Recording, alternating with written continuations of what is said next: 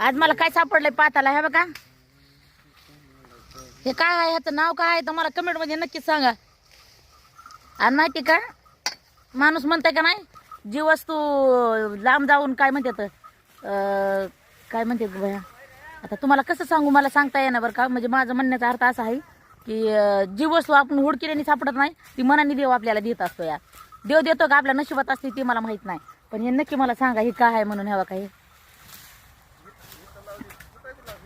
पाता पुढं आलती येल आलती येल आलती, आता सगळे येलं तोडून तोडून ते साशविले आणि सापडले. पण ह्याच्यातले हे आहेत का 3 केले मोठे मोठे सापडले, तर बाकीचे बारकाले सापडलेत मी सगळेच गोळा केले. तर बापू म्हणले जे तोंडातलं येत आहे का त्याच्यामुळं ते चांगलं आहे. तर मी सांगते बापू म्हणले की त्याचं नाव तोंडलं आहे, तोंडलं. पण मला तुम्ही कमेंटमध्ये सांगा तुम्ही ह्याला काय म्हणतात तर.